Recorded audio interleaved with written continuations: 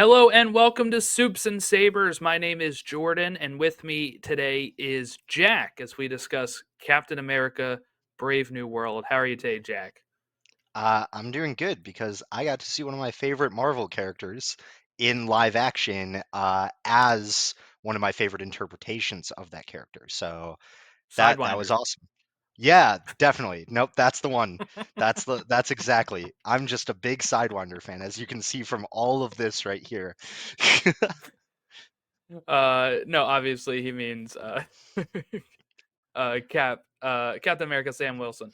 Um, yeah, so this is our I guess will be presented as our first episode of Soups and Sabers, but we're keeping it like for people that are just jumping in.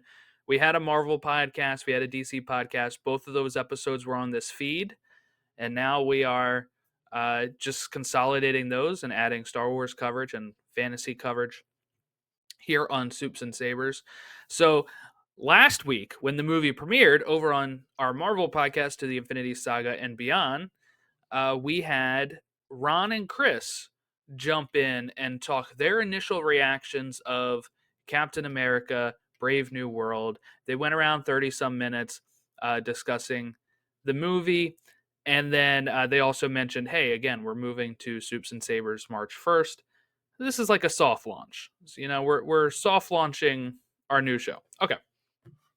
So, talking Brave New World, which I've been looking forward to talking about since last week. It's been a week now since the movie opened up. It opened up February 14th, 2025. But before we get to that, there's some news that broke over the past few days that I thought we should probably talk about that's not large enough to have like an emergency podcast about. And then, we'll dive into it. So today, as of the recording, they announced through Deadline, I believe it was, that Tony Dalton is returning as the swordsman in Daredevil Born Again. He played the swordsman in Hawkeye season one, or the only season so far.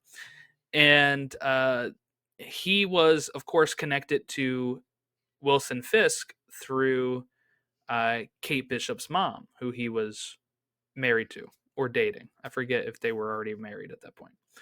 Um, and I guess it makes sense, Jack, that he would be showing up in a show that maybe has Wilson Fisk in Daredevil Born Again. Yeah, I mean, I'm glad they're connecting all of these street level projects together, which is something that, they've really needed because I feel like they do a pretty good job connecting a lot of the cosmic stuff together and like the galactic sort of threats, or like worldwide threats. But the street level connection has been somewhat lackluster, I feel like, in all these universes. I feel like it started it to come together in like 2021 when you brought Daredevil into No Way Home, or well, Matt Murdock into No Way Home. Not officially Daredevil yet, but I think connecting all of these things together, that's really good to see. I I'm excited for that. I'm glad that we're sort of getting those connections because maybe it'll make people stop complaining about where is everything going. I promise you, it's going somewhere. Maybe we don't know yet, but everything's connected. Remember, it'll be clear soon enough, I'm sure. Or you can have a post-credit scene in the movie we're going to talk about that everybody's complaining about because they say, "Didn't we already know that?"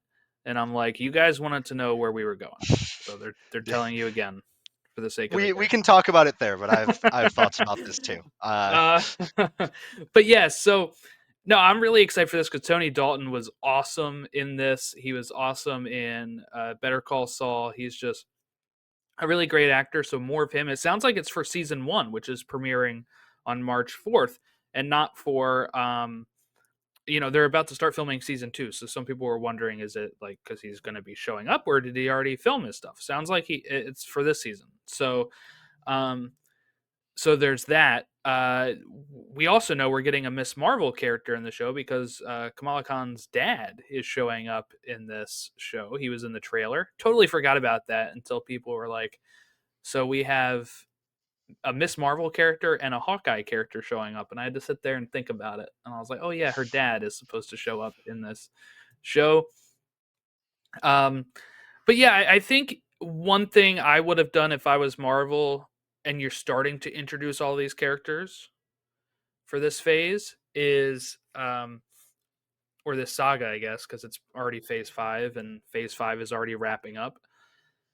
I probably would have had the street level stuff interconnect and then lead to something together that is separate from Secret Wars. And then I would have had, like the more cosmic stuff and multiverse stuff be linking together and maybe all culminate in Secret Wars while the street level people get like their almost like Defenders TV show or something where they can all kind of hang out and cross over. But then it may have felt like we had a payoff on something before we got to Doomsday and Secret Wars.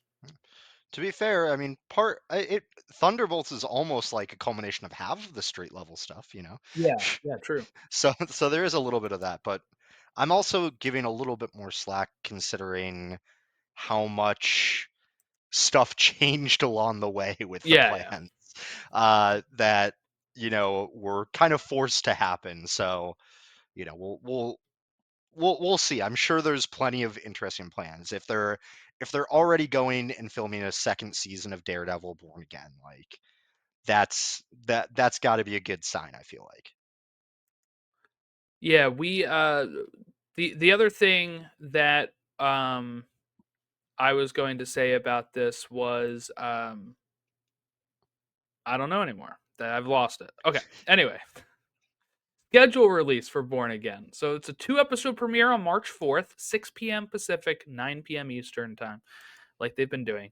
And then episodes 5 and 6 are also on March 25th going to be released together as well. And I think this means it'll finish around a week or two ahead of Andor season 2. So again, Marvel, Mhm. I mean Disney trying to make sure these things are probably not overlapping.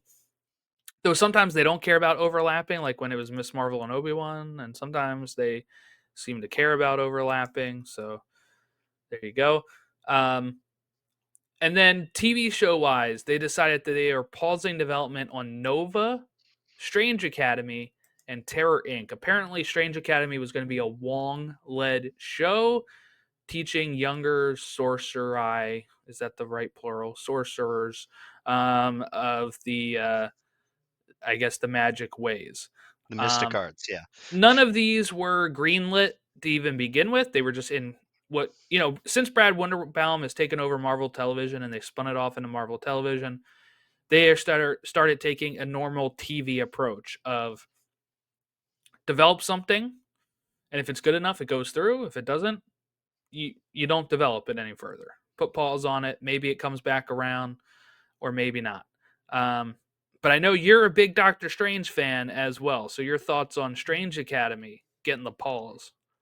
I mean, the thing is, if it's not going further in development because it didn't have enough to stand on, like then I'd rather that happens than they just like push something forward because they're like, oh, that could be kind of fun, right? I'd rather they have like a reason for it. Like same thing. I know lots of people have been wanting a Nova project in the MCU for so long. I feel like I've been hearing, One of our co-hosts, Ron, is a big yeah, Nova guy.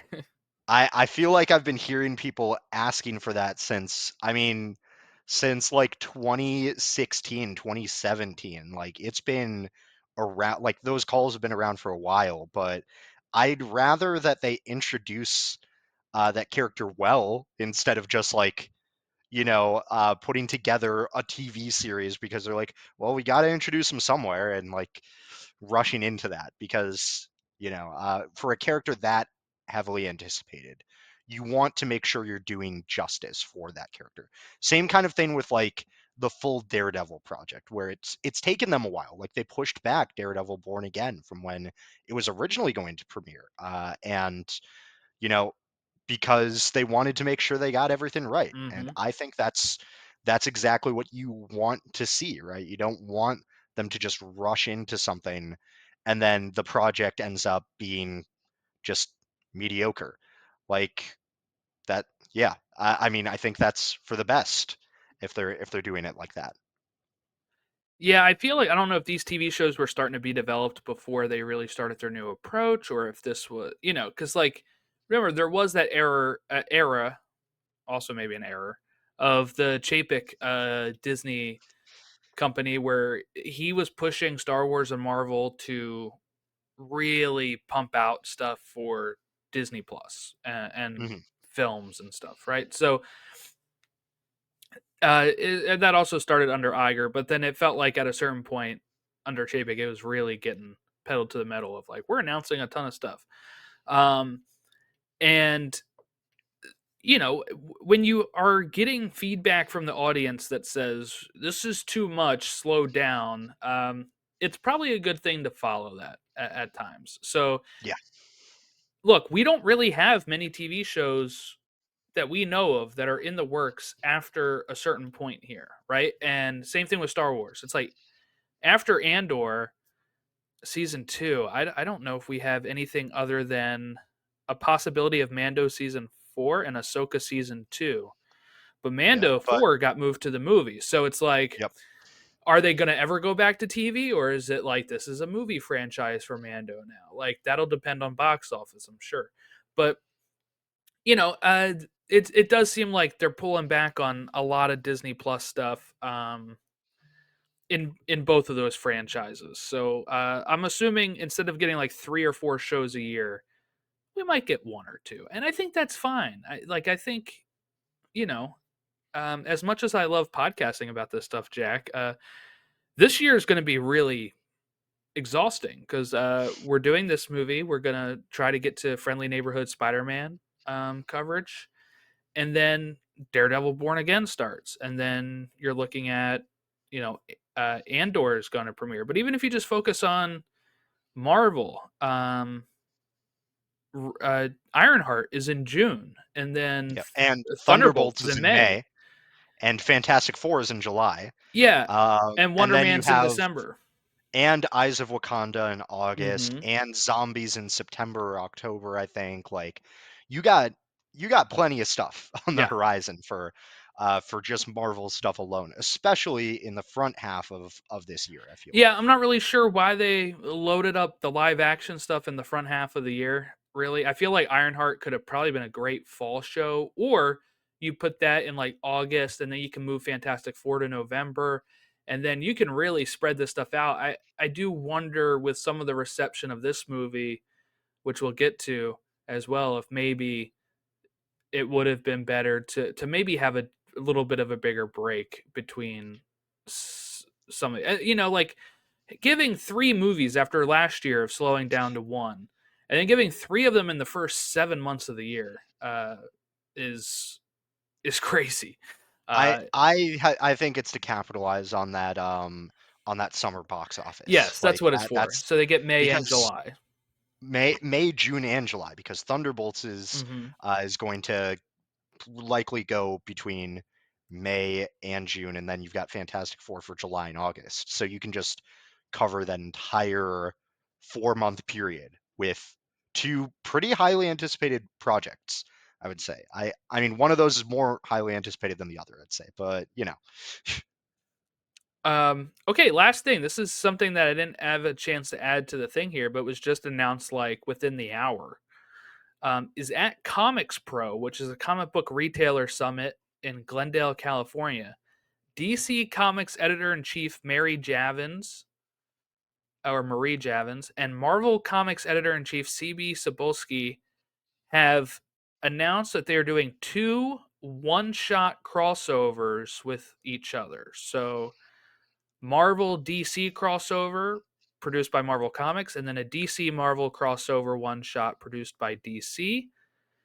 And it looks like those will be coming later in the year, um, which is good news. They just released a big omnibus last year of their crossovers. They had like a 2 volume omnibus of all their crossovers being in there, and people were thinking, "Oh, we're never going to get these reprinted." Then they're reprinted. Oh, we're never going to see these companies work together again. Now they're working together again. So that's great, especially if they could reprint hint hint, the Superman Fantastic Four crossover for July. I feel like that's Yeah, I mean, easy money. yeah, that would help a lot. I feel like because there's going to be plenty of people seeing those like same day. Honestly, I feel like there's going to be people who see those two the same Yeah. day. So just a cool thing to keep an eye on. Two one shots.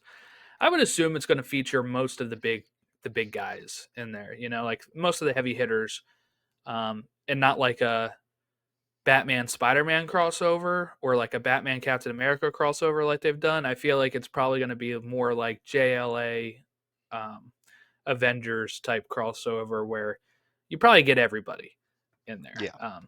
If you want to make money, I'm sure that's how it would go. All right, so let's keep our attention here on Captain America, which, like I said, premiered February 14th, 2025, written by Rob Edwards, Malcolm Spellman, Daylon Musin, Julius Ona, and Peter Glanz, directed by Julius Ona, and it had a reported budget of about 180 to 200 million dollars, which Pretty is in low for MCU standards, honestly. yeah, this is what they got to get back to, but yeah, lower than like Quantumania and other reported budgets for some of these, especially like Endgame and Infinity War, which I think was almost $1 billion for both of those. I think for the budget. Yeah, I mean the casting alone for that takes up a lot of the budget for Mhm. those, I'm sure. This one, I mean the cast is still good, but doesn't take up as much as, an Endgame cast or Right, an right. Infinity War cast. All right, so give it to me. What was your first thought as you walk out of the theater last week Uh, after seeing this movie? well, I think I texted you immediately after I walked out of the Yes. theater as to how I was feeling. I'm trying to find it right here. But I really enjoyed it, right? Like I remember I went into this with trying to avoid as much as I could about like, any of the feedback that people gave about this, right? Because I wanted to go in and form my own opinions because I Mhm. love Sam Wilson as a character. When I was first getting into reading comic books, uh, I went to my local library, and the first series I found was the 2015 to 2017 run of Sam Wilson's Captain America, and that is what I read like first before anything else. Before I even got into Doctor Strange, which I feel like on this podcast is where people know me more as like as a That and huge Ant Doctor Man. Strange fan Yeah. and Ant-Man, right? But Sam Wilson is like the character that I first really got in with. And I I was just really excited to see this because it portrays Sam Wilson as like exactly the kind of Captain America I was hoping they would portray him as. Right? I was really glad that they established him as a leader and nails why he is perfect for that role of leading the this new Avengers team that's inevitably going to be formed. Right? He he is at his core a good man who will always do whatever he can to do what's right and to protect people. Same thing, going back to his line to Nick Fury in Captain America: The Winter Soldier, right in 2014, his first appearance. Don't look at me. I do what he does, referring to Steve Rogers, just slower. And I feel like he does that here. And still, like people say that the way he diffuses the Red Hulk isn't is boring. I think it's great and shows exactly why he is the not the leader, the a leader for the Avengers. The leader's someone else. So, Yeah, but especially in this movie. Yeah. yeah, but I am so hyped to see it, and also his action sequences, just some of the best. Like honestly, like I think the aerial fight over Celestial Island in this movie is a top 10 MCU action set piece. Like I thought it was Sam Wilson surfed on a missile. He surfed on a missile. That's that, and he had Red Wing holding the shield behind him to Yeah. block. That oh my, it's just it was so good. Like that I know some people were like the CGI looks goofy, but hey, everyone who was complaining they didn't say anything about the Celestial. There you go, and you got a cool action set piece to go along with it. So I enjoyed it for Sam, and also the entire like his well most of his supporting cast was really good. Specifically, Carl Lumbly as Isaiah Bradley, Yes. Yeah. fantastic, absolutely incredible throughout all of Wish he this. had more to And do. I oh wish that yeah, they would have been able to give him more because he's such a presence. I've seen him in so many different things. He's also shows up in Supergirl as Martian Manhunter's dad, right? And he's like having like almost like the start of dementia mhm. in that show, and it's like this powerful performance for like a CW Arrowverse show, but then seeing him in here and what he did with Falcon and the Winter Soldier, and then in this movie, I just wish they had given him more to do because a lot of times he's just sitting in his cell or like not being able to do much. This movie's I pretty short too, so I mean it is what it yeah. is. But I also want to shout out I think it's Danny Ramirez, right, as Joaquin Torres. So yeah, good. Like just like really good charisma, like filling out like really well. Like if Sam Wilson fills out this the same presence as Steve Rogers does in Captain America Winter Soldier, and uh, Joaquin Torres fills out the same role that Sam Wilson did in that movie. I like the charisma's great. His action sequences are good. He's still learning how to be a hero and all of this. I think the suit design is pretty good too. Uh, and I thought their chemistry together was a really big bright spot in this movie for sure. Like it was very, very good. I will say there are two things that I didn't like as much about this movie, hmm and one of them is Ruth Bat Saraf. I They tried to fit in, like I said, if uh, Joaquin Torres is filling the Sam Wilson role from like Winter Soldier, they tried to have Ruth fill the or what who was supposed to be Sabra fill the role of Black Widow from that movie. But I feel like she didn't need to 100% be there. It didn't feel like she was contributing a ton to everything. I guess like the way they pivoted to make her not just like an Israeli superhero for the IDF, probably good that they pivoted away from that. But also just I don't know, didn't feel like her character was necessary for a lot of reasons, right? Like she had some cool action sequences, but I don't know. Not my favorite part of the movie. And then there was a little bit of like CG stuff where you're like, "Oh, that's a green screen." But honestly, like I didn't care that much. Like, "Oh, you're telling me they didn't make a practical set for fighting over the giant island of the giant godlike being coming out of the earth? Oh my god. I thought that was real." I can't believe that they green screened that. Like I get it, like it doesn't look my perfect, but my the most especially with the end noticeable scene, right? yeah, my most noticeable green screen stuff was when I think there's a time where he's talking to Stearns.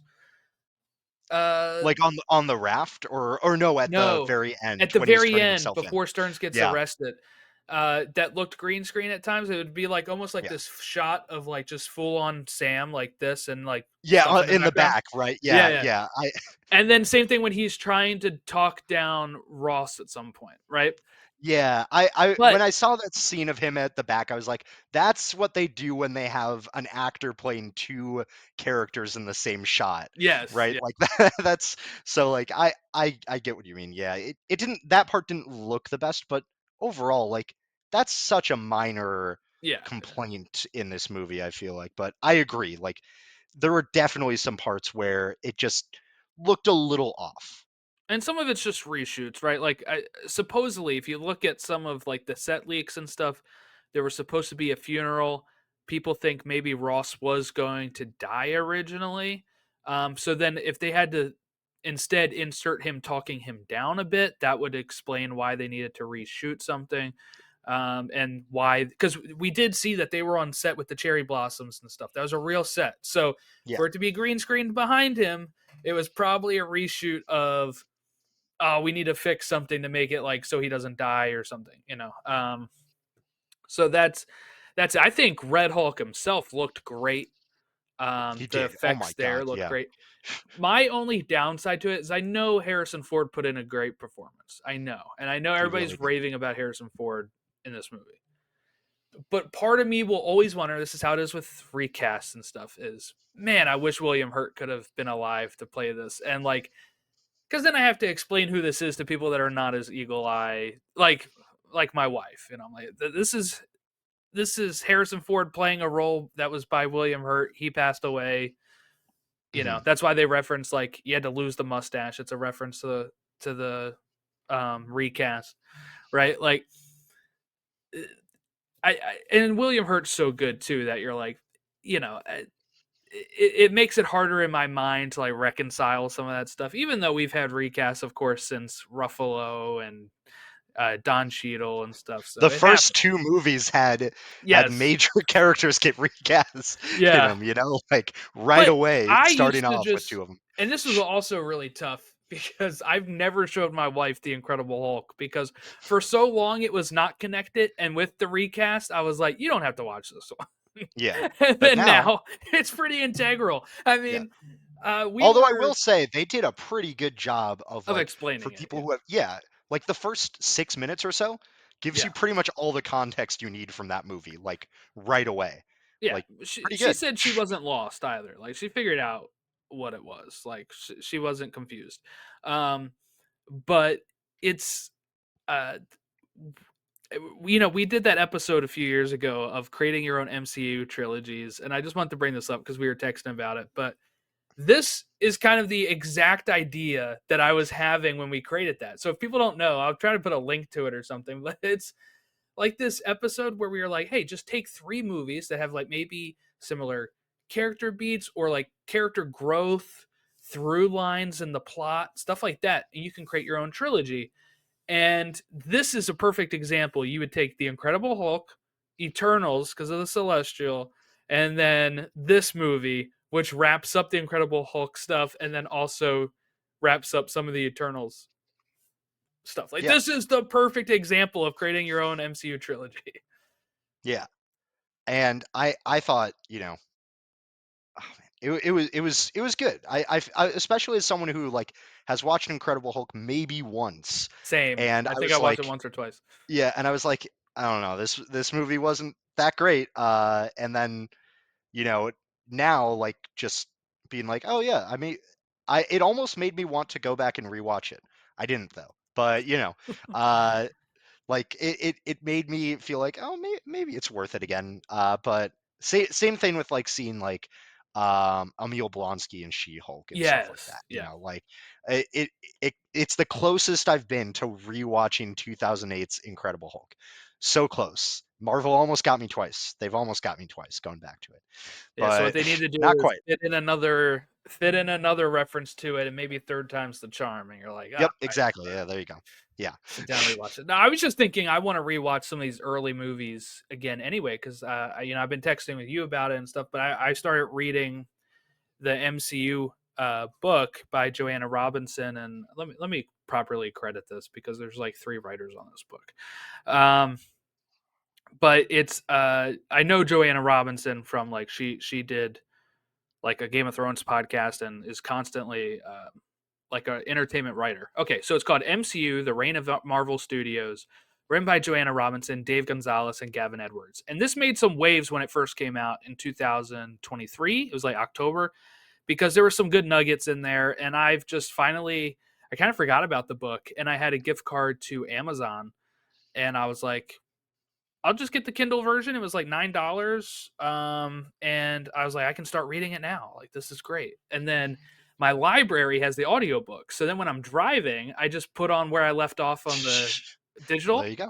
and then I can like, knock it out a little faster. but right now I'm at the part where they're casting Captain America, and it just makes me want to revisit a lot of those Phase One movies. And I think this movie itself makes me want to revisit some of those because not just of the tie-ins with the Incredible Hulk, but I would say this feels like a Phase Two movie. Um, like this is better than Thor: The Dark World, and we'll kind of like I'll talk about my thoughts on the movie, but I'm probably going to also bounce around and reference some of the reception to this because it's got a B minus cinema score, like a 49 on Rotten Tomatoes, right? Which is, again, I understand that's a critic consensus. It's not like, it's 49% of critics said it's good.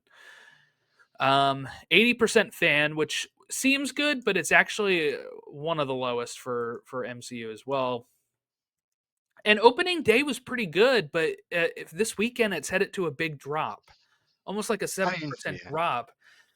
And like that's worse than Quantumania. Now the good thing is this movie costs less than that, right? So supposedly. But I've been bouncing around on this for a while and I've been chatting with Chris and Ron about it and stuff, but I think like this feels like a phase 2 movie where if it came out during phase 2, it probably would get like a 70% Rotten Tomatoes and B maybe like a B plus or A minus cinema score and would do Yeah. very well because it's a pretty straightforward movie. Like, it's not terrible. Like, I didn't walk out of this thing thinking like, what were they thinking? I haven't Yeah. done that for any MCU movie, but like, you know, it's largely inoffensive. I had a great time. There wasn't a lot that really stood out to me. Like there are some movies I walk out of that I like that I would say I know people will not like this because of this. Like The Last Jedi. I walked out of that movie. I was like, I can understand people thinking this butchered Luke. It didn't to me, but I can kind Mhm. of understand where people are coming from. Um, so I knew that would be controversial. This movie, I was like, I don't get why it's controversial. I don't understand this. I think part of it is not superhero fatigue, but maybe more like after the highs that we had in phase 3, people looking at a movie like this and thinking, we got to get back to those again. And it's almost like a normal standalone movie where it doesn't really cross over with any of the current stuff. Like it crosses over with the Incredible Hulk, but it's not like Captain Marvel shows up. It's not like a Civil War type thing. Yeah. It's pretty much a Captain America Sam Wilson movie. And like that's great. That's exact like I don't care what people really think about it other than how this is going to maybe affect Thunderbolts and Fantastic Four because in my mind I sit here and think I have a good Sam Wilson movie that when I want to watch a Sam Wilson movie, I can put in this movie. And Mhm. it's not even like one of those movies that like I enjoy and know it's bad. It's like for me it's a good movie. I'm Yeah. kind of baffled by a lot of this. This is the lowest MCU cinema score. I'm really baffled. Yeah, I mean, I think this is a really really good movie. Like it is self-contained enough, right? Where Yeah. you can watch just this movie and everything else like around it. Like sure, there's some things that are going that maybe you'd benefit from extra context, but you can understand pretty much everything in this movie from just watching this movie.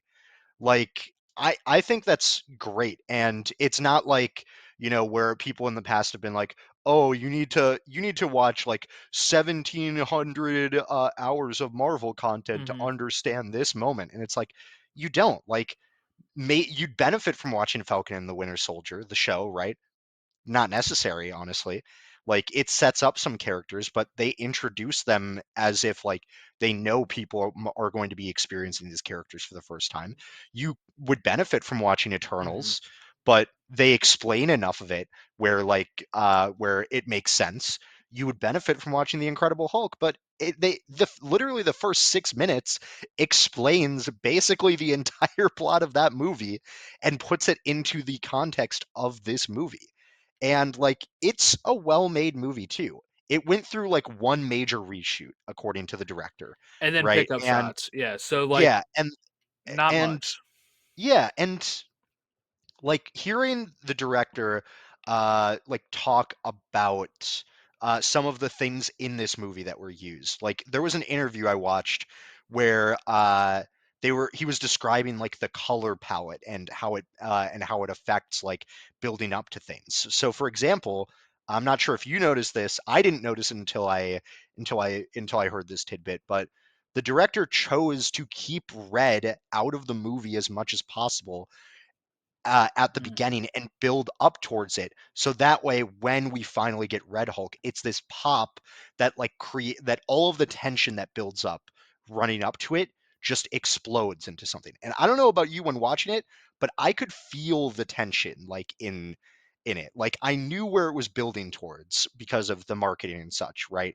But I could feel the tension like building up at each moment of this, which was awesome. Like true, like I thought it was a great like political. It had great political thriller elements. Uh, it was directed really well. The action sequences were great. The main cast was mostly great. Like I said, some characters are weaker than others, but like overall, I really enjoyed this movie. And also, let's not. I think the villain was actually menacing. Like, right. again, another villain that actually felt like they were ahead of everything, right? Like, uh, legitimately, the only reason he doesn't succeed in getting rid of Captain America is because he doesn't account for Sam just being a good person in general. Hmm. And like I think like that is really good. Like this Samuel Stearns in this great villain. Like not a top 10 No. MCU villain because there are a lot of great villains, but definitely not bottom 10. Like I saw some people saying this villain was one of the worst in history and I was like in MCU history? I couldn't agree less with with that set Yeah, like with that. I thought he was. I'd say I thought he was fine. Like he wasn't like to me like the scariest guy, right? It was like the fact that he can mind control you is pretty terrifying. The song felt creepy too whenever it came on. Yeah, Like yeah, yeah. And the you know, I think Tim Blake Nelson does a good job. I'm not like I think his look looks fine. I am kind of bummed like the other concept art shows like the more accurate the comic leader. accurate one, yeah. And I think he would have looked really like that's what his Funko is, the normal Mhm. the leader. That shows that it's first time from what I read when I looked into this, he they had to reshoot all of his scenes during the reshoot period, and that's when they changed his look.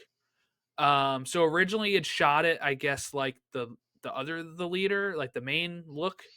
I don't know if Mhm. that was not practical though. It looks great on concept art, which is what most of that stuff is.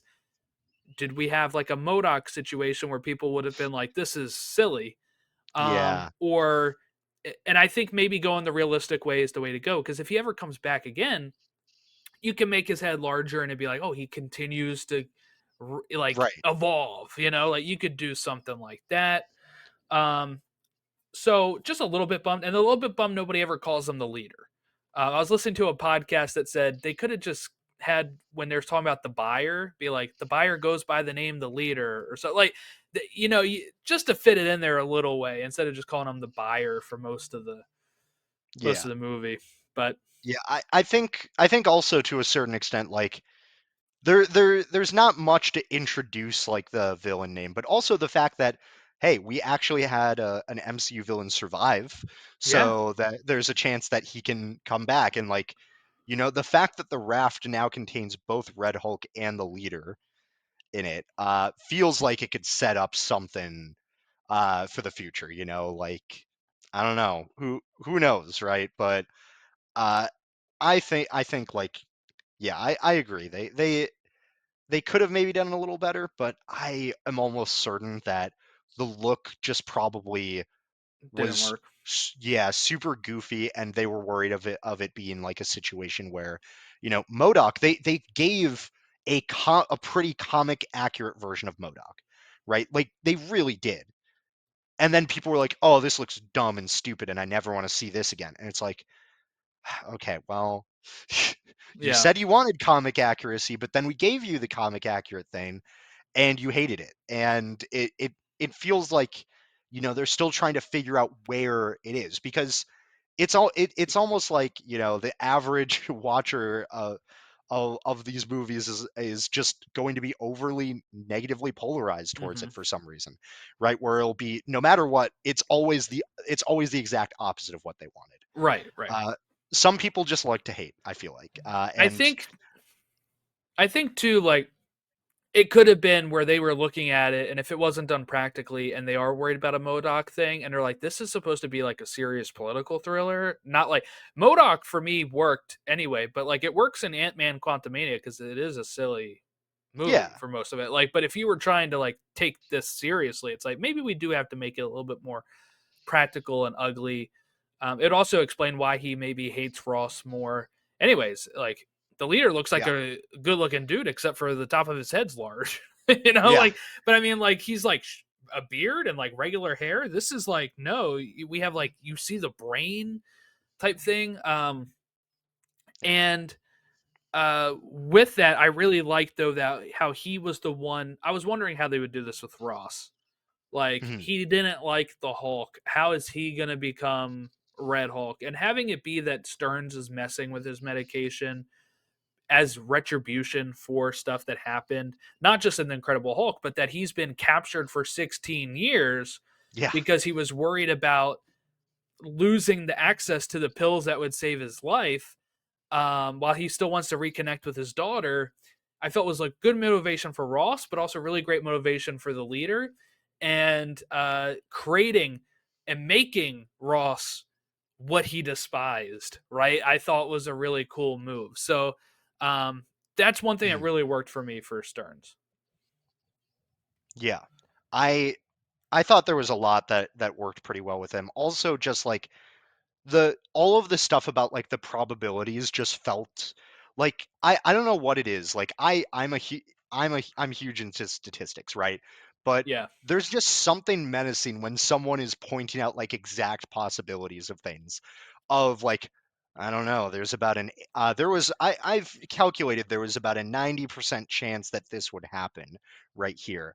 And that other 10%, well, I had this plan, and it just makes it feel like very menacing. Like, no matter what move you're taking, there is some contingent plan, right, given out for this. Like, it always makes it feel like this guy is just ahead. And also, like, the part about him like giving himself in, and him saying like, well, this is the next best probability tree, and it just being like, oh god, wow, like what this happens like, with him getting captured that makes yeah, this the next best probability. yeah, of like, of him, of it. It goes a long way of being like, dang, this dude's motivations are just, he hates this man. He Yeah, hates yeah. this guy so much that he is willing to give up everything else in his life to see him fail. Like, that is some wild motivation, right? Like, and also all of the gadgets he uses. I mean, unfortunately, we're not going to see Demolition Man, it seems, in the, I was gonna bring that up too. yeah, but like, the fact that we get it's Dennis Dunphy. Yeah, Dunphy, he's part right? of Yeah. the Modern Family. Dennis Dunphy. Right. Yep. Yep. And like the fact that we get him, and he just like appears, and all of a sudden just explodes his heart like with electric frequency. Like, oh my god! Yeah, I Like, also read that's that just, was a reshoot. Well, obviously because it's Stearns, but apparently yeah. the pills were gonna go to Amadeus Cho. At And it was Oh. gonna be like the son of the Cho who worked in Age of Ultron. So we were gonna see like Amadeus get, and it was played by Logan Kim, who was in Ghostbusters, the newest Okay. Ghostbuster movies. Interesting. Um, yeah, that is something I read. Is that was one of the changes that they made in this to kind of streamline it. Um, I think it does do it is kind of nice that they're not setting up a ton of brand new plot yes, hooks like for this. Like, sure, like, cut some of these stories down, and like actually resolve things first before adding in all of these new right. plot hooks, right? Like, that's honestly probably for the best. Like, and also like just focuses the story more on Sam and like like circle of resources, I feel like instead. Yeah, and like the fact is, like this guy's in like 3 scenes. I am a little upset that this is Dennis Dunphy.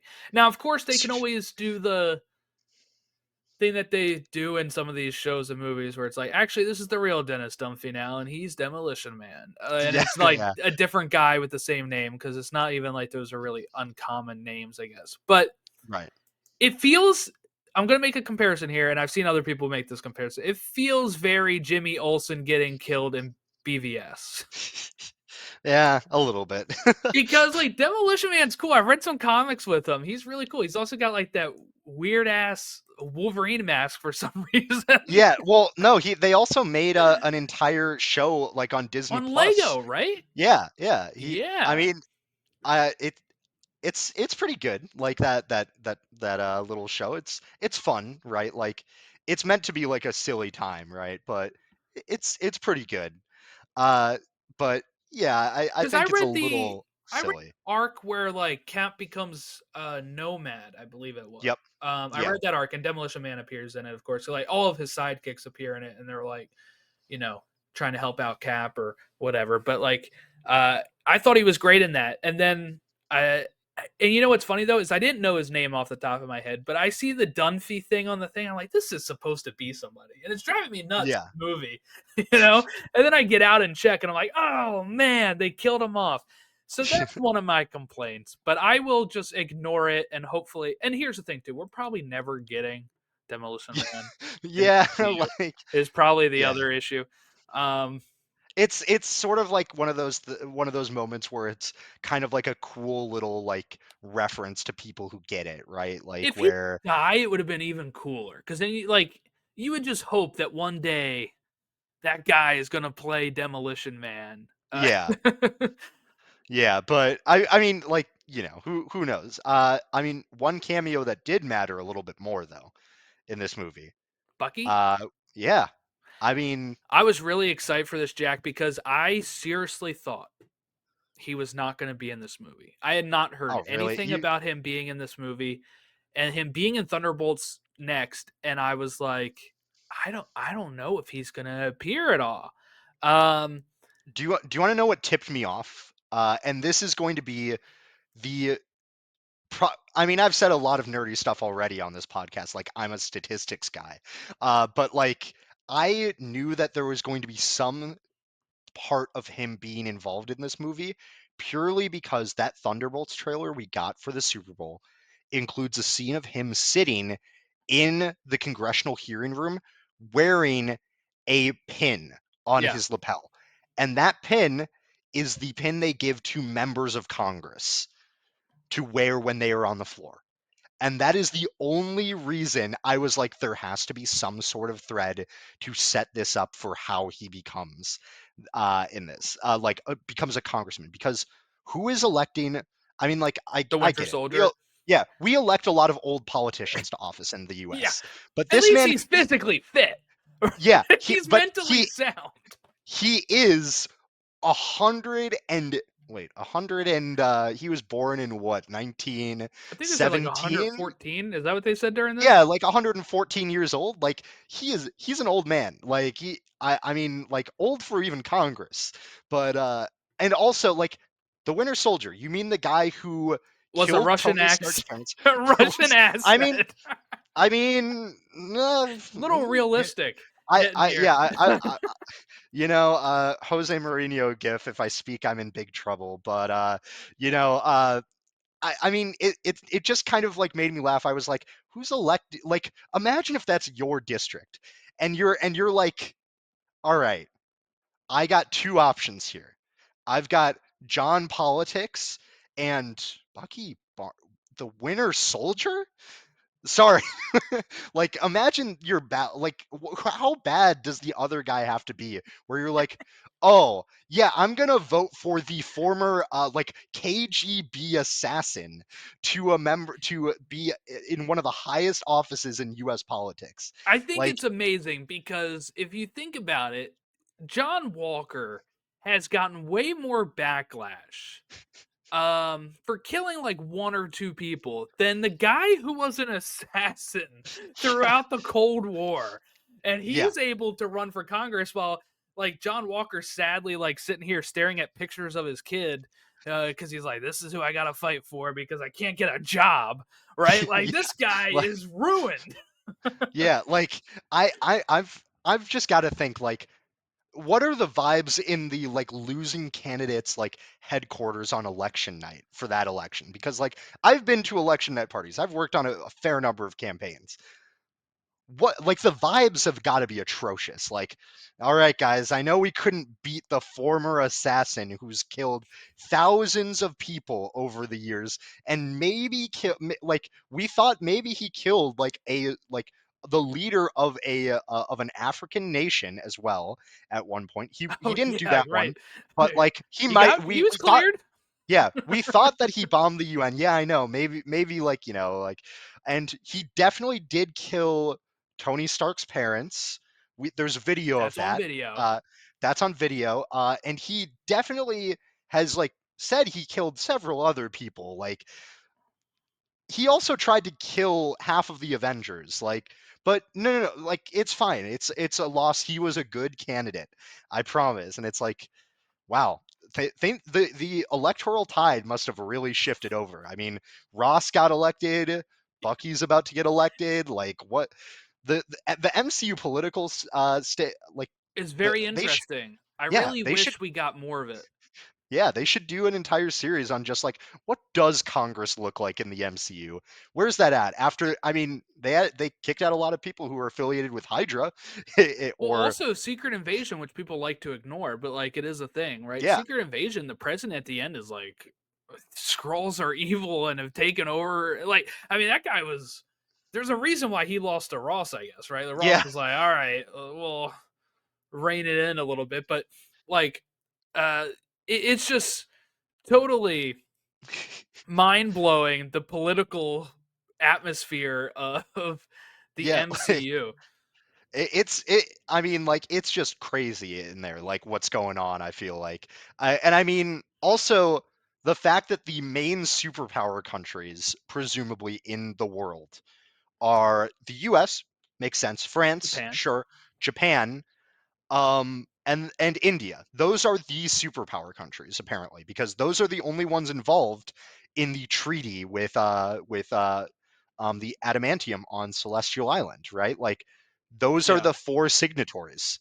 No UK, no Germany, no Italy, no Canada, Mexico, no China, right? Like it Do like we geopolitics in the MCU must be crazy.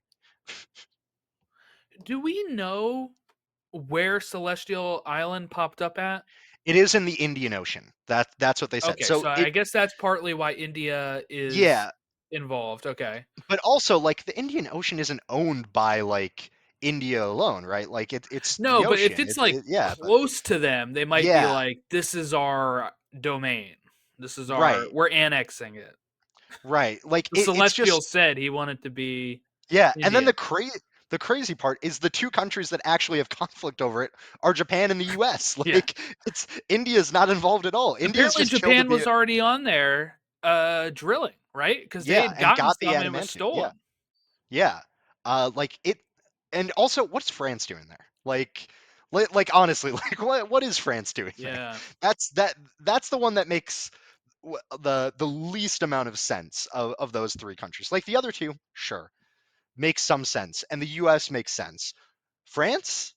What part do you have to play in this? Like I think like it's Yeah, I'm just saying, like, going into all of this, like, the geopolitics and US politics alone of the MCU, someone needs to write a series or a book on that because honestly, there's got to be some crazy history that's going down in there. what had made this a 5 out of 5 for me is if the UK was one of those countries, and then we got to see Captain Britain.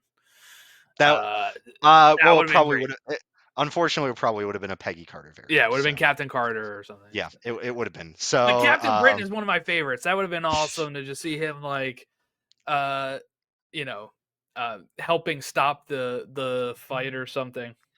yeah, I think like it's just you know I think it's just got to be the MCU geopolitical state, man. I could ramble on about that of like all of the Right implications up of your all alley. of these random decisions that are made, right? Like Japan is like one of the most important countries in geopolitics, it seems, with Hmm. this, right? Like that, I mean, Japan is pretty powerful already in geopolitics, but for them to be above like and also for France to be above like the UK or Germany or like China not being involved in this at all, even though like you know No you Russia. definitely think yeah, no Russia, like it's just it's kind of crazy to consider, right? Like all of these different things. Like I'm just saying, like I really liked this movie for all of like those small details and random things that exist. And also, just the action sequences were good. The story was good. Like, yeah, it was a little choppy in some points. It was a little simplistic in some points. But it's at the end of the day, it's a superhero movie. It doesn't need to be like it doesn't need to be like The Godfather or anything like that. It doesn't need to Hmm. be like it was a fun time. And I had a lot of fun with it. I think it got me. It's getting me excited for a ton of things. The post Yeah. credit It scene, got me which for I it got me excited for Thunderbolts too. Like yeah, I haven't really like I've been looking forward to it just because it's an MCU movie, but I wasn't really looking forward to this movie just because I knew it was going to be divisive and all that. And then I was like, I'm really just trying to get the Fantastic Four at this point and Superman. mhm, So then this movie kind of snuck up onto me to the point where I'm like, oh, it's time to watch it now. So I mhm. watch it, I'm like, oh, this was good. And then now I'm like, I'm excited for Thunderbolts. I'm excited for the other stuff that's going to be popping up soon. Yeah, and I mean the post credit scene. I know we differed on this, or I know Ron and I differed on this a little bit in terms of like how much we liked it.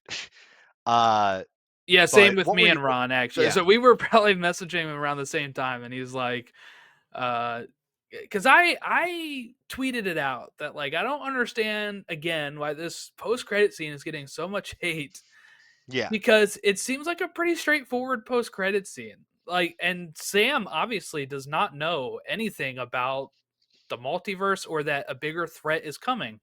And he was right. just told that he needs to create the Avengers. This is going to help push him to do so. I don't understand the vitriol behind this. Where Yeah, people are saying it's the worst one ever.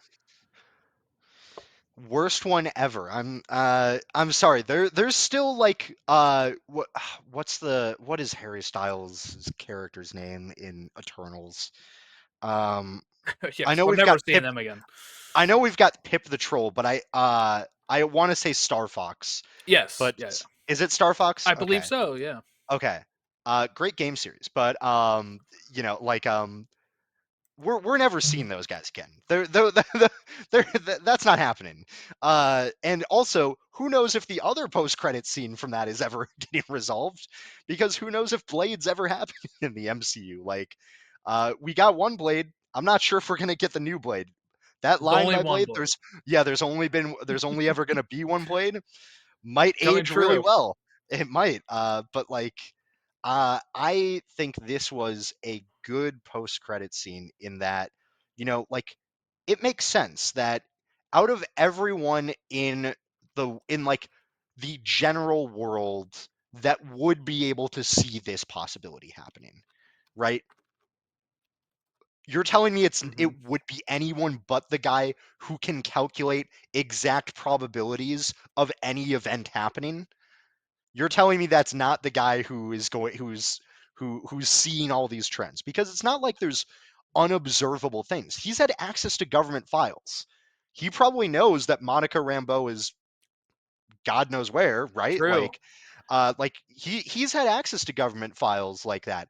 I mean, he probably knows a little bit about like the Ant-Man stuff for sure. Or the Definitely. Strange getting roped in by with Clea, right? Like, I Yeah, mean, like I mean, you're like, there's got to be some like surveillance happening on these things, right? Like, and all of the other sort of stuff. Like, I'm sure because they reference Captain America and what he like Steve Rogers Captain America and what he's doing now. So they know there was some time travel shenanigans. I'm pretty sure that's been publicized, right? Because Ant-Man wrote an autobiography. And if you're telling me that Scott Lang didn't mention that he saved the world with time travel and multiversal travel, yes, like there are so many ways that this could have come about, but it makes sense and also means that like the leader still seems like a kind of a scary dude, right? In this, he still has like information that exists that and I also think like it definitely pushes things in the direction that you want to see, right? People are like, where are we going? What do you like? How is Avengers Doomsday going to work? We don't even have the Avengers right now. There you go. That's how it's going to work. Sam has the idea to set up the Avengers. He ends the movie by talking to Ross and saying, "You know what? You were right about one thing. We need the Avengers, and I'm going to do that." And now he knows why the Avengers are needed and what they might need to fight against the others. Now we don't know exactly what that means yet. Like there's a lot of theories that could go around with that. And if this was released in 2017, there would already be about 1,000 Reddit threads analyzing who the others are. But like I think it sets up Secret Wars and Avengers Doomsday really really well. So yeah. I liked that. I liked it. I have a few things about it because people's biggest detraction about this is that it's either clumsily written, which maybe right, but a lot of the post I mean, we have Thanos just grabbing a gauntlet and saying, "Fine, I'll do it myself." Like, all right, Yeah. whatever. Like, it's not they don't have to be groundbreaking, right? But you have this. I feel like people say we already know that we're heading to Secret Wars. Yes, us hardcore fans already Mhm. know that we are heading to a multiversal Secret Wars. Not everybody that sees this movie will know that. I know we all live in this bubble of we all know what's happening, but that's for us. There's people that go see this movie have no clue who Kevin Feige is. I guarantee it. They go and they just see the movie. Um, so when they get to a post credit scene, I mean, there's still people that walk out of these before the post credit scene as well. All right. So, but when you get to post credit scene, you have somebody saying like, "Look, other worlds, blah blah blah blah blah." Okay. Also, like you said, Sam probably doesn't know this yet. As the Avengers are not together, so who knows if Ant Man told him anything about Kang, who's not even going to be the threat anyway. Who knows if Strange, he might still be off with Cleo. We have no idea what Strange is doing right now. Right. So getting that where he knows now that there is a threat, he needs to create the Avengers, allows us when Doomsday kicks off for the Avengers to be starting to assemble already when Doomsday kicks in, instead of like, oh crap, we have to get somebody together. And that might still how they do it, where like he's just getting the pieces together, but like I'm assuming there will be a little bit of a team, and then we start going out to get everybody, you know, Yeah. um, as the thing continues to escalate. Yeah. That's kind of my thought on this. And then again, there are worse end credit scenes for me. The Kit Harrington with the blade, because that so far has not gone anywhere. I'd rather ones like these where yes, we already know where we're going, because Yeah. just tease the next thing. Like we do not need to be teasing out stuff with the characters that we have no idea if we are fulfilling in the next decade. Just Yeah. start teasing the next project or two projects down the line. Also, for anyone who thinks it's poorly written, have they heard of the term dramatic irony? AKA when the audience knows what's going on, but the characters are unaware of it. So, this seems like a pretty clear example. Obviously, the audience know, like a lot of the audience members are going to know Oh, yeah, we know about the multiverse. We saw so many movies about the multiverse. Um, Again, storytelling wise, you're the one you're like obviously not everyone's going to know about all of that, right? Like that's just how it goes. And like if people are like, "Oh, well Sam Wilson should have heard about it from like the government." Hello, the entire movie was about the government hiding stuff from him. Yes. Like you're telling are you sincerely saying that the government, this government in this movie was going to tell him what's going on? Like even like the you should reassemble the Avengers was vague and just Russ saying like, I don't know, could be cool to have the Avengers. It would help me out. And then it's like, why though? Just work with me, Sam. Like Right, right. right, like they're like this entire like every Captain America movie is basically the subtitle should be like Captain America the Winter Soldier, why you shouldn't trust the government. Captain America Civil War, why you shouldn't trust the government It's part the same part thing 2. with First Avenger. I mean, Right, he everything. discovered something about how they were handling stuff too. Right, like Um, it like do and it brings me back to like the stupid, I'm going to put it in air quotes, controversy that people had with Anthony Mackie in an interview about talking yes. about Captain America, where he's like, I don't think Captain America represents a lot of things, and I'm paraphrasing here, but and I don't think America is one of those things. That's right. That's the character. Captain America isn't just about America, the country. It is about the ideals behind it. About like making sure that everyone is protected, about doing the best for everyone, about speaking up against injustices. That's what Captain America represents. It represents doing what's right, even when everything else is telling you not to do it, right? Like that is what that's what the shield, that's what Captain America stands for, right? It's not about America itself. And in fact, every single Captain America movie shows you why it's not about him just representing America. There is not a single movie where Captain America follows the government's orders. Nope. Like not a single one. The only reason why he ends up like becoming like a soldier who actually fights in the first Avenger is because he disobeys government orders. Like that's Yep. the only reason. The only reason, like all of Winter Soldier is him disobeying the government and saying that's a garbage thing to do. We shouldn't be taking out threats before they exist. People deserve to make their own lives and own mistakes and to exist, and shuts all of that down. Civil War, same thing. This movie, same exact thing, where it's like like I don't know. I just don't know how people are still watching Captain America projects in 2025 and somehow being like, yeah, he's about America. That's he has the American flag colors. That's what That's what he it comes is. down to is they Yeah, only see that. They don't see the rest of it. yeah, I don't know. Superheroes are always have always been a political thing and will Hmm. remain one. Like always will. And I think this movie nails a lot of those elements. I wish it leaned more into some of the elements that were covered in Falcon and the Winter Soldier. About like it covers it a little bit. Like right with Isaiah Bradley like talking to Sam when he's first apprehended and like Yeah. in that cell and saying, I don't want you helping me. I don't want you to be associated with this because of what it means. Right? Like and then Sam still deciding to do it anyway because he thinks it's right. Like I I mean, I don't know. I don't know how much more clear they can make it about all this stuff. But I really like this movie. I like this character.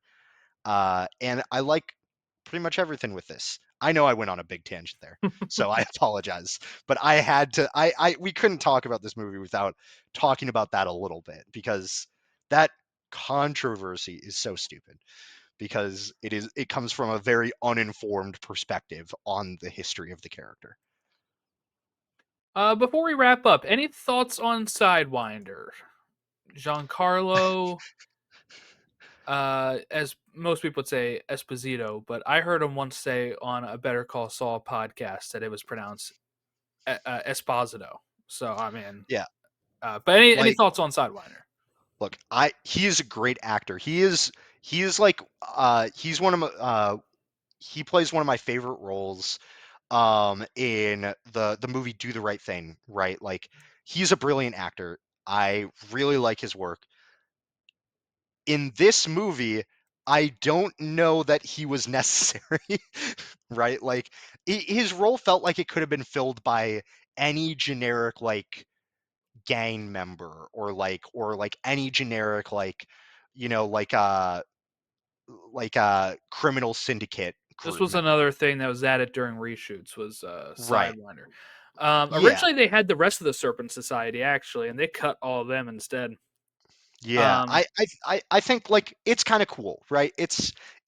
But it falls more in the element of like where it's like kind of like oh cool, they're bringing this character in kind of, yeah, and he's just right? wearing like a tactical vest instead of yeah.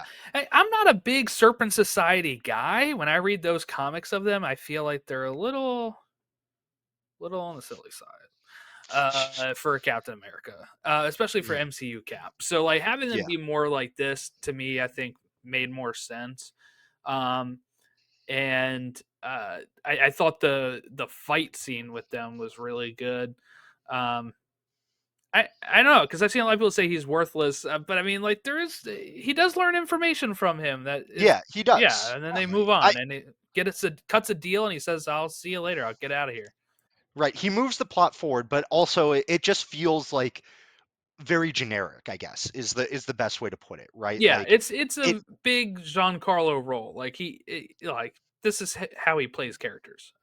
yeah, Like like I great actor, but like he plays evil characters the same way, and that's what you get with Giancarlo. yeah.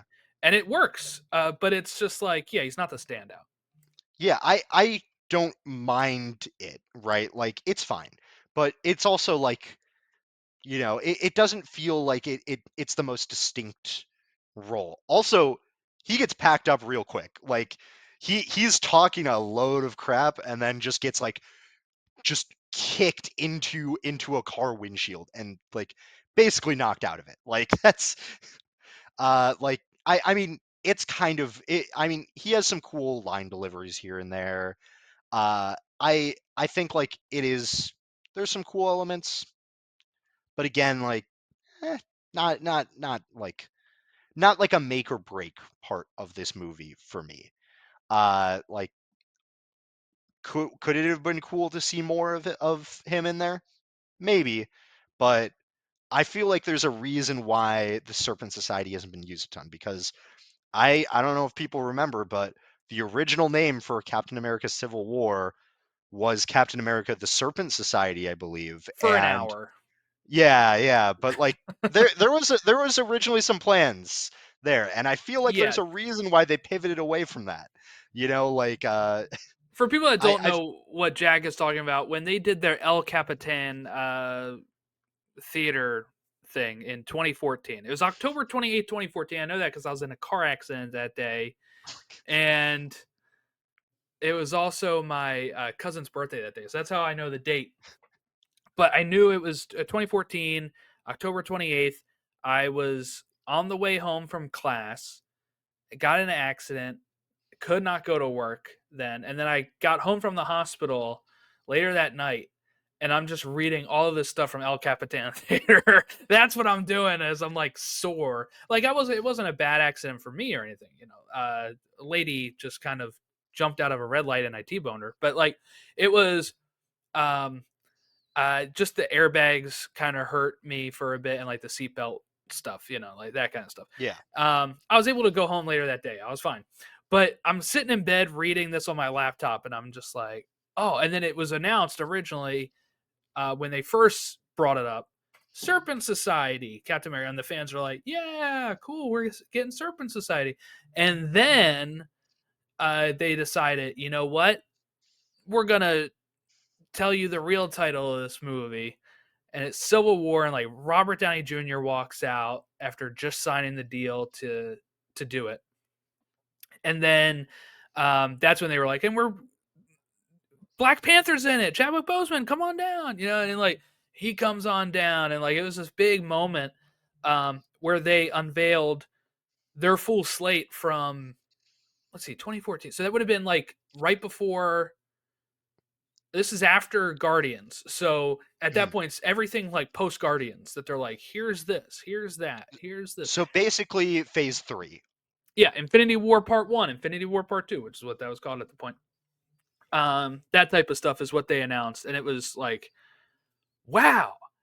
And then it was right before Age of Ultron, remember? Because then that kind of did take the sting out of Age of Ultron, because then you knew those characters were going to survive, obviously, for like the movies that they had lined up.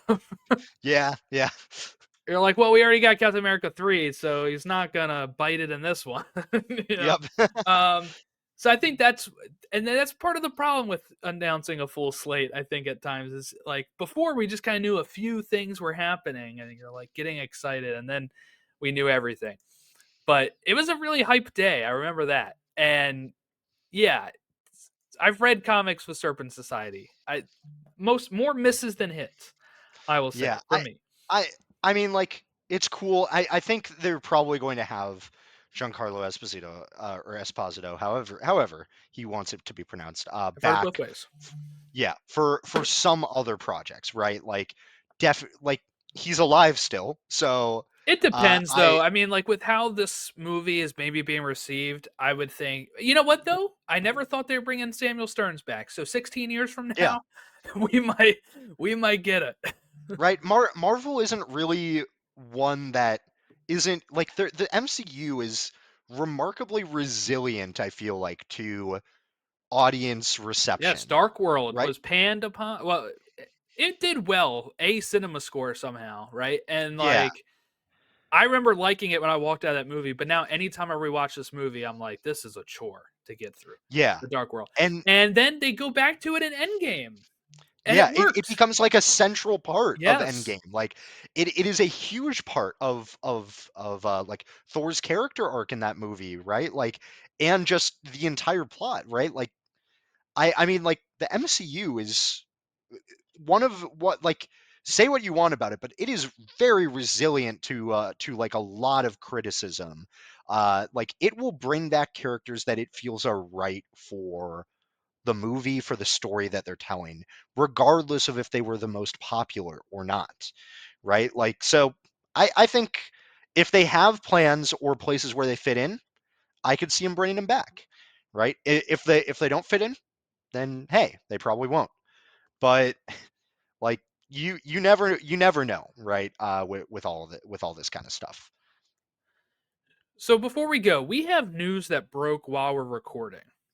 Oh, Uh, less than 30 minutes ago, Sony Pictures announced that Marvel's Spider-Man's next feature is now set for release on July 31st, 2026 instead of the week before. So it gets pushed a week to give it a little bit more space from Christopher Nolan's The Odyssey, which also stars Tom Holland and hits theaters July 17th. wait, So the Spider-Man, there was already a planned date for another Spider-Man yes, movie. yeah, they dated it earlier this year for July. What date would that have been? 2026 July 24th is when it was set for.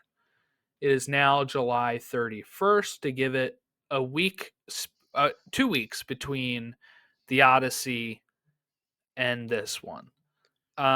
People thought maybe it would get pushed to the Christmas time, but I think there's also, of course, an Avatar or something that is in December, um, or another big movie. Well, I mean, that's probably gonna print like a billion dollars because it's Spider-Man. So Directed by Destin Daniel Cretton, of course, and written by the same writers of the other movies, Eric Summers and Chris McKenna. Yeah, So that's gonna print money. Okay. yeah, it is going to be up against a Nolan film, which usually does well financially. Well, Tom Holland's gonna dominate the box office, I guess, Yeah, either next way, he's next like, year I win. because you know he's gonna be in Avengers Doomsday, right? Like, I would find it hard to believe that he doesn't have any role There's a in that fun movie. rumor with that. I don't I forget who said it, that a stunt man is going to be doing a lot of the Doomsday work. So he's going to be mostly masked and do like voiceover, I which mean, would that be sort cool. of makes sense. That I would love a Spidey appearance where he mostly keeps his mask on. I That mean, would that be sort of really makes cool. sense. Like, I mean, no one knows who's under the mask Yep, right now, right? because of the spell. Yeah, no one knows who he is. So, I mean, it would kind of make sense. And he's But also filming 2 movies this summer, so it would yeah, make it a little easier. yeah. I mean, geez, he's going to be basically a big part of like three summer movies because I think Avengers Doomsday is like May 2026. Is that the plan? Early May, and then of course late May 2026 is Mando and Grogu. So those are both Disney. That'll be interesting. I would assume you would think you would want more space between your Star Wars and Avengers movies. They did this before with Solo and Infinity War, and it did not go well for one of those. Okay, but I think we have to address the gulf between those movies as well. Solo is good though. It it's good, but is it Infinity War good? No, Compare. but I'm just saying, like, yeah, but you're going Doomsday now with Yeah, Mando and Grogu. That's pretty. yeah. It's going to it'll be interesting to see how that works, but I think Disney is just banking on people making, you know, multiple trips to the theaters. We'll see. Yeah. Well, Uh, I will have to as well because I'll. Supergirl comes out in June of yeah, I'm gonna 2026. need to set up a savings account for that Just for for the next movies. summer, I guess. Yeah, Sign up given for how A List for like one I don't month. the closest AMC to me is so far away. Yeah, yeah. That's the issue. That's not even Uh, the one I go to. yeah. So, well, it's looking good for the future of the MCU. And I will say, Fantastic Four, if it's not good, I will be so sad because Yeah, that's the one I I will really be like, because the trailer looks good, the vibe looks good, the thing see. looks good. Like this one needs to be good. We haven't had like a really good Fantastic Four movie. We've discussed this before though. You haven't seen the worst Fantastic Four movie, Not yet. We'll and do it on I here. I still was so excited. I went there for as an early birthday gift for my 15th birthday. I got to go see Fantastic Four 2015 in theaters. I was so excited. I loved those movies when I was a kid, and it was the first time I ever remember leaving a theater being disappointed with what I just watched. Can't I always get what you want. for for my for my inner child, I need Fantastic Four to be good. It need it needs to be good. Uh, but honestly, I think it will be. I'm very excited about. I mean, for anything that people have said about this, overall audiences have seemed to like this movie a fair amount, and I think it looks pretty like the future looks pretty good for the MCU. I think. I'm excited to see where all of this wraps up because Same. there's so many cool things that they can do with Doomsday and Secret Wars, right? We still there's still so much we don't know about those things. I All we have know, so much all we more know is faith. RDJ Doom. That's all we know. I have so much more faith now that it is the Russos, and that I have so Yeah, much more faith now that it is um uh I forget which one of them is writing it. Only one of the writers is able to come back because the other writer is busy um with their production company. So it's, to me, like, you have one of the writers who, Christopher Marcus, I think it's Marcus that's coming back. I think. I don't think it's McFeely. Um, but you have one of them coming back, um, who was a good partner with the Russos. Mhm. Oh no, it is Stephen McFeely that's coming back. Okay. I was wrong. Um, Well, yeah, and it's 50-50. yeah, and those I was just in Pittsburgh this past weekend, right? And at the hotel, I turned on FX. Just happened to be scrolling through, and Multiverse of Madness was on, right? And Mhm. then like after that, Shang Chi came on, and then later that night was Avengers, and then Civil War. Like they were playing them all in weird order. Like I don't understand what order they were doing it in. Then Wakanda Forever came on, right? Like it was a very odd order. But when I was seeing like Civil War, I was like, I miss this vibe, and like I'm so happy that the Russos are coming back.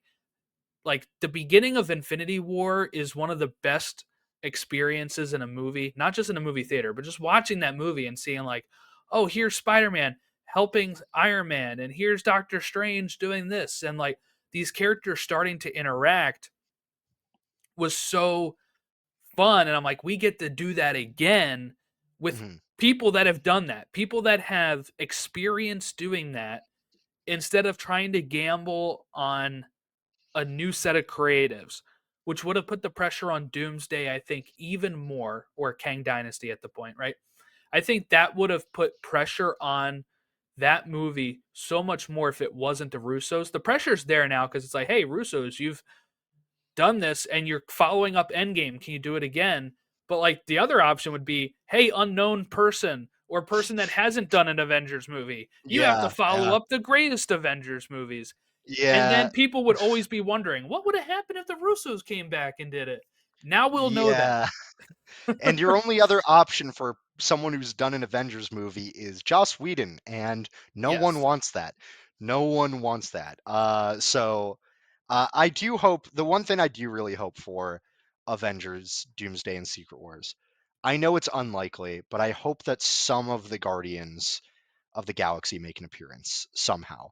I really hope they do because I don't know. I really want to see them. Maybe even if it's just Star Lord, who knows? Because he's on Earth right now. Maybe they could make that work. But it'll be interesting to see which characters end up being like the main people besides Sam. Because I feel like that's the only guarantee of a character that's going to play a central role in this movie. So I don't know. I feel like the closer we get, the more rumor mills are going to go crazy with that. Yeah. Well, we'll figure out how it is. Um, we'll figure out how it goes as it gets closer. I'm just shocked that it's a year away almost at this Yeah, point. Um, only 15 months. That's crazy. yeah, 15 months away, and that'll fly by, I assure you. And we get Comic Con as well somewhere in here that will be able to maybe get an update on that. They'll be probably filming during that, but they love to take breaks and send their cast Yeah, back over. We might actually get a hardcore lineup of who's in Doomsday. Like that would be really cool. that would be really cool. It'll be interesting to see if we get that. Because I think they've confirmed before through some sort of channels that it was Thunderbolts, the Captain America cast, and Fantastic Four would be like the main core of Doomsday. Um, so we'll see. Yeah, Again, like that stuff I've seen around. Like I forget where that's come up. If it was like on a corporate call or if it was a scooper or something, but that's the rumor. Um, all right. Well, that'll wrap us up here. I'm hoping that within the next week or so, we will have Friendly Neighborhood Spider Man stuff up on here because we both watched that. We enjoyed that. Trying to get Ron on here. He was supposed to be on here today, but he was feeling a little under the weather. So feel better, Ron. And then, yeah, so we'll dive into that. And then Daredevil's coming up. And then Yeah, we're hitting the pedal to the metal here. So follow us on all of our social medias at Soups and Sabers, and we will catch you next time.